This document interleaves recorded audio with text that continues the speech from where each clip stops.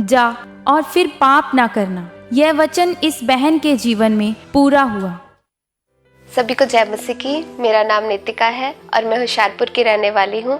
आज मैं अपने जीवन की बहुत बड़ी गवाही देने जा रही हूँ कि कैसे प्रभु यीशु मसीह ने मेरे जीवन को बदला और मुझे पवित्रता वाला जीवन दिया। जब मेरी उम्र 12 साल की थी, किसी ने हमारे परिवार में काला जादू कर दिया और इस तरह जादू टोने का प्रभाव मेरी लाइफ में होना शुरू हो गया और मुझे दुष्ट आत्मा के अटैक होने लगे। सपने में मुझे एक बहुत बड़ा सा व्यक्ति दिखाई देता था, डरावना सा व्यक्ति, और वो मेरे साथ सपने में गलत संबंध बनाता था। फिर धीरे धीरे ये अटैक मेरे ऊपर बहुत ज़्यादा होने लगे।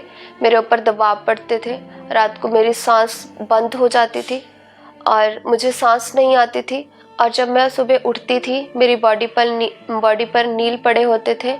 मेरे सर में ऐसा लगता था कि कोई जानवर नोच रहा है, मेरे सर के ऊपर से मेरे खून को चूस रहा है, और जिस कारण मैं अपने बाल को नोचती थी ताकि मैं अपने आप को रिलीफ फील करूं। तब बट फिर भी वो चीज़ होती रहती थी और मैं अपने बालों को नोचती रहती थी। और इस कारण मेरा स्वभाव बहुत ही चिड़चिड़ा हो गया था।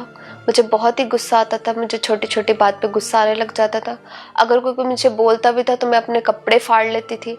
और जब भी मैं चलती थी, मुझे ऐसा लगता था कि मेरे साथ कोई चल रहा है। मेरे साथ एक नहीं, कितने लोग चल रहे हैं, और जब मैं आसपास देखती थी कोई भी नहीं होता था। दुष्ट आत्मा के प्रभाव के साथ मेरे शरीर में बहुत सारी बीमारियां आनी शुरू हो गई। मैं बीमार रहती थी हमेशा, और मुझे कभी पीलिया हो जाता था, कभी मुझे टाइफाइड हो जाता था। और इन्हीं बीमारियों के साथ मेरी सांस फूलने लग गई, मेरी चेस्ट ब्लॉक रहती थी और हमेशा मुझे सांस नहीं आती थी। एक कदम भी चलती थी तो मेरी सांस रुक जाती थी। मुझे खींच कर सांस लेनी पड़ती थी और इस कारण मेरी फैमिली वालों ने मुझे डॉक्टर को दिखाया। तो डॉक्टर ने बताया कि मुझे अस्थमा का रोग हो गया है। तो डॉक्टर ने मुझे पंप लगा दिया और वह पंप मुझे दिन में कई बार लेना पड़ता था, जैसे 5 से 6 बार लेना पड़ता था। और इसी तरह जैसे जैसे मेरी उम्र बढ़ती गई, दुष्ट आत्मा के अटैक भी मेरे ऊपर बढ़ते गए। ये बीमारियां भी मेरी लाइफ का एक हिस्सा बन गई थी। और साथ ही में मैं व्यभिचार में पड़ गई, क्योंकि मैं जब लोगों को देखती थी रिलेशंस में, तो जब मैं उनको देखती थी कि वो खुश हैं, वो पीस में हैं, तो मैंने भी वो उस चीज़ का एक सहारा लिया और इसी तरह ही मैं व्यभिचार में पड़ गई। मैंने गलत मूवीज़ देखना शुरू कर दिया और हमेशा मैं सोशल मीडिया पर एक्टिव रहती थी और रात को फ़ोन पर लड़कों के साथ बातें करती थी और मेरा एक से ज़्यादा लड़कों के साथ रिलेशनशिप था। ऐसे ही दुष्ट आत्मा के कारण मेरे शरीर पर बहुत बीमारियां भी बढ़ गई और इस तरह +2 की मेरी पढ़ाई बहुत मुश्किल से मैंने कंप्लीट की। और मैंने फिर सोचा, अपनी लाइफ में डिसीज़न लिया कि मैंने कैबिन क्रू का, एयर होस्टेस का मैं डिप्लोमा करूँगी और इसी कारण मैं चंडीगढ़ शिफ्ट हो गई और वहाँ पे मैंने 1.5 साल का डिप्लोमा किया।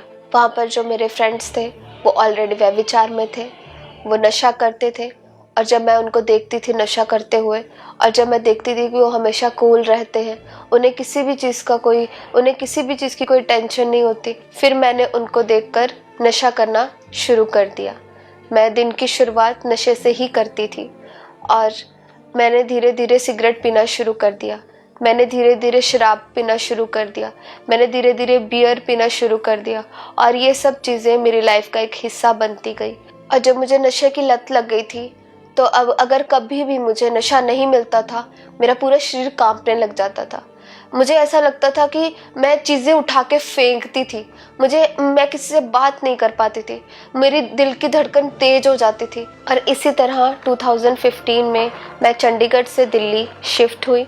मैं इंटरनेशनल IGI एयरपोर्ट में मैंने वर्क करना शुरू किया एज अ ग्राउंड स्टाफ। और वहाँ पे जैसे जैसे मैं वर्क करती गई, जैसे जैसे मैं माहौल देखती गई, जैसे जैसे मैं वहाँ पे रहती गई, मेरा लाइफस्टाइल और ज़्यादा चेंज हो गया। मैं और ज़्यादा नशों में हो गई, मैं और ज़्यादा व्यभिचार में चली गई।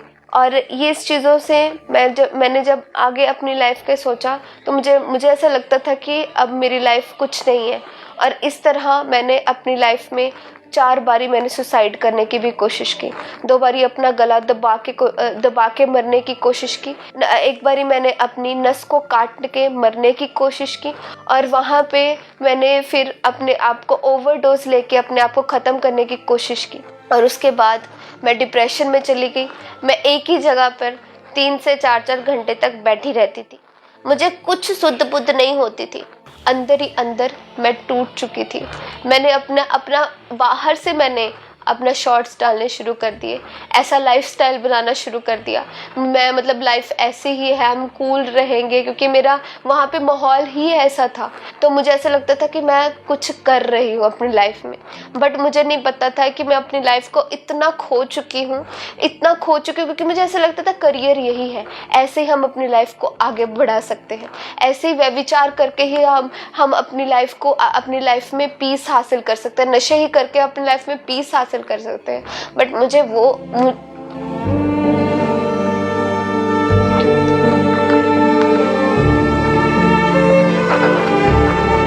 जिस कारण मैंने इन चीज़ों का सहारा लिया था, बट मुझे वो पीस, वो शांति, वो सुकून वो नहीं था। मुझे कोई छुटकारा कहीं से भी मुझे नज़र नहीं आ रहा था।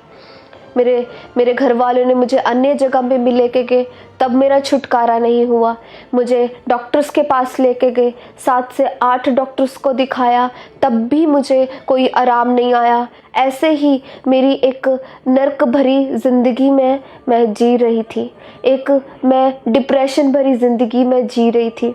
फिर उसी दौरान किसी ने मुझे प्रभु यीशु मसीह के बारे में बताया, और जैसे प्रभु यीशु मसीह के बारे में मुझे पता चला, और YouTube में मैं सर्च कर रही थी परमेश्वर के वचनों के बारे में, तो YouTube के द्वारा मुझे अंकुर नाम मिनिस्ट्रीज के बारे में पता चला। परमेश्वर के दास वहाँ पे परमेश्वर के वचनों को सुना रहे थे। जैसे ही मैंने परमेश्वर के वचनों को उनके द्वारा सुना, तो मुझे ऐसा लगा कि किसी ने मेरे हार्ट को हिट किया है, कि मुझे ऐसा लगा कि किसी ने मुझे छुआ है।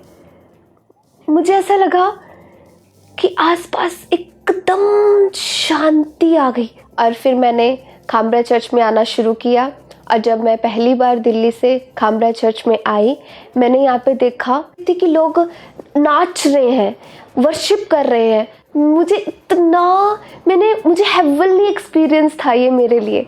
It was so amazing, and it was so heavenly experience for me. That is very precious. That was very precious and beyond of my words. मैं वर्ड्स में भी नहीं बयान कर पाऊंगी जो मुझे खुशी मिली थी। और फिर मैं लगातार खामड़ा चर्च के साथ जुड़ी रही और मीटिंग्स अटेंड करती रही। फिर मैं 17 दिसंबर 2017 को खामड़ा चर्च में मौजूद थी, और उस दिन परमेश्वर ने अद्भुत रीति से मेरा छुटकारा किया। अपने हाथों को उठा बोलो, सर्वशक्तिमान परमेश्वर,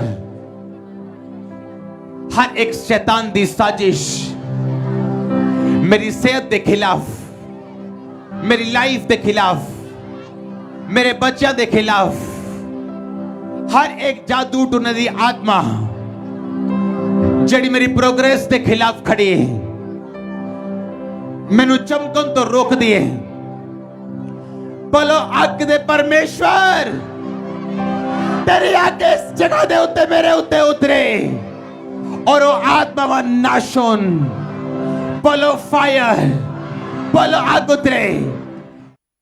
और उसी समय परमेश्वर की आत्मा ने मुझे छुआ, और मैंने अपने सर से लेके पांव तक मैंने परमेश्वर के ब्लड को अपने ऊपर उतरते हुए मैंने देखा। मुझे ऐसा महसूस हुआ कि मेरे अंदर से कोई गंदा जानवर निकल रहा है। मुझे बहुत वॉमिटिंग्स हुई। मुझे ऐसा लगा कि सच में मेरे अंदर से बहुत गंदगी निकल रही है।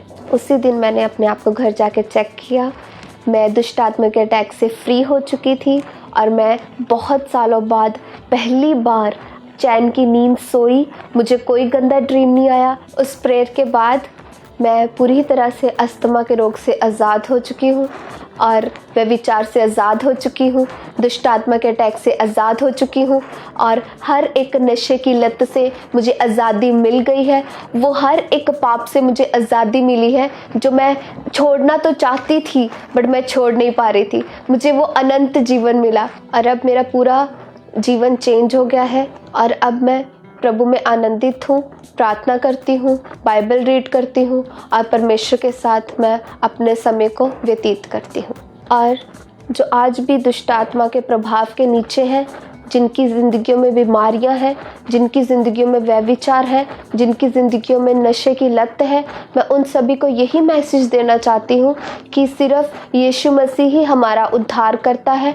उसी के कोड़े खाने से हम चंगे हो चुके हैं, हमें शिफा मिली है और उसी के लहू बहाने से हमारे पाप माफ़ हो चुके हैं। यीशु मसीह की कुर्बानी ने मुझे ज़िंदगी दी है, अनंत जीवन दिया है। वो आप सभी को देने की ताकत रखता है।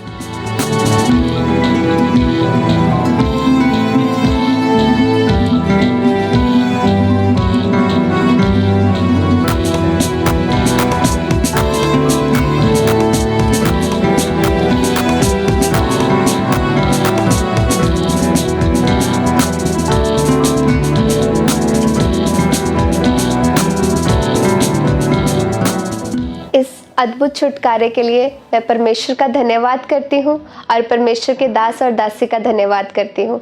सभी को जय मसीह की।